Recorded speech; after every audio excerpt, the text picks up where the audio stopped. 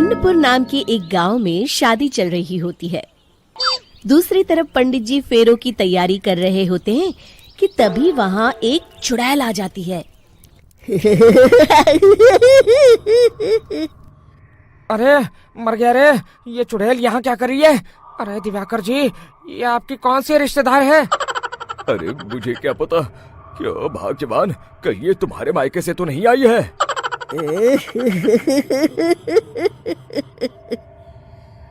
तुम लोगों की इस गांव में बारात लाने की हिम्मत कैसे हुई?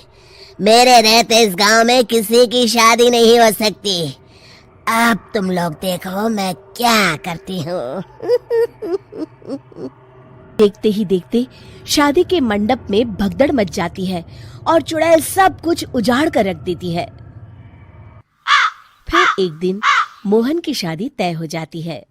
अरे भाई, अगले हफ्ते मेरी शादी तय हो गई है, लेकिन इस चुड़ैल की दहशत के मारे तो मेरे हाथ पैर कांप रहे हैं। अरे मोहन, तुम्हारा दिमाग तो खराब नहीं हो गया? तुम अपने साथ साथ हम सब गांव वालों को भी बलि का बकरा बनाना चाहते हो? उस चुड़ैल के रहते तुमने अपनी शादी के बारे में सोच भी कैसे लिया? देखो गोपाल, डर तो मुझे भी लग रहा है, लेकिन उस चुड़ैल के डर से मैं जिंदगी भर कुंवारा तो नहीं रह सकता। तभी वहाँ मोहन के होने वाले ससुर आ जाते हैं।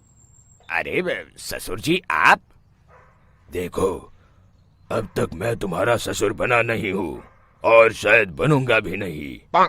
ये आप क्या कह रहे हैं? मैंने तो शादी का कोड भी सिलवा लिया है। मैं अपनी बेटी की शादी किसी अच्छे गांव में कराना चाहता हूँ। तुम्हारा गांव तो भूतिया गांव है।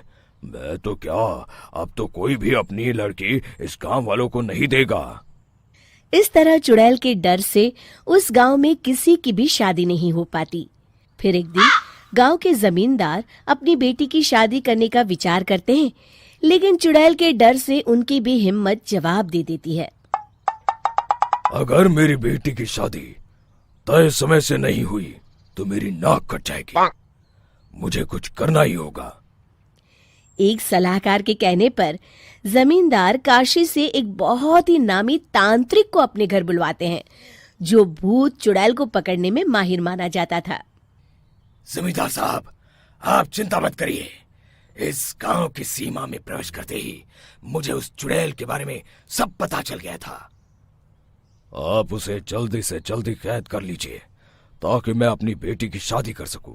जब वो चुड़ैल एक इंसान थी, तब ठीक उसकी शादी करने वाले दिन ही उसकी और उसके होने वाले पति की एक दुर्घटना में मौत हो गई थी। उसका होने वाला पति आज भी भूत बनकर जंगल में भटकता है। इसलिए जब तक चुड़ैल की शादी नहीं हो जाएगी, वो किसी और की भी शादी नहीं होने देगी। उसके बाद तांत्रिक बताते हैं कि अगर उस भूत के साथ चुड़ैल की शादी करा दी जाए तो वो चुड़ैल हमेशा हमेशा के लिए उस गांव को छोड़कर चली जाएगी। जमींदार साहब, आप अपनी बेटी की शादी की तैयारी शुरू कर दीजिए। मैं कुछ गांव वालों को अपने साथ लेकर उस भूत को ढूंढने जंगल की ओर जाता हूँ। इस तरह जमींदार निश्चित होकर अपनी बेटी की शादी करवाने लगते हैं, लेकिन तभी वहां चुड़ैल आ जाती है। मैंने तुम गांव वालों को समझाया था ना कि इस गांव में कभी कोई शादी नहीं करेगा। लगता है तुम लोग मुझे हल्के में ले रहे हो। चुड़ैल जमींदार की बेटी को उठा लेती है।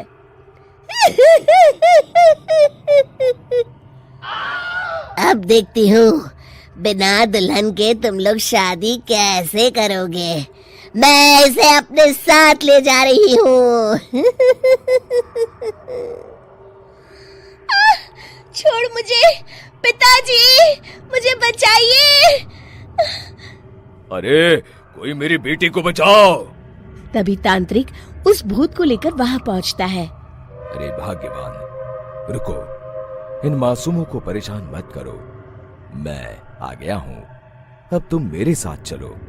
चुड़ैल बहुत खुश हो जाती है। आप आ गए, चलिए अब हम मंदिर में चलकर शादी कर लेते हैं।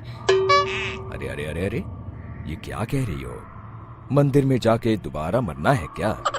चलो, आज से हम जंगल में रहेंगे। चुड़ैल चली गई, अब मेरी शादी हो जाएगी। इस तरह सभी गांव वाले खुशी से झूमने लगते हैं।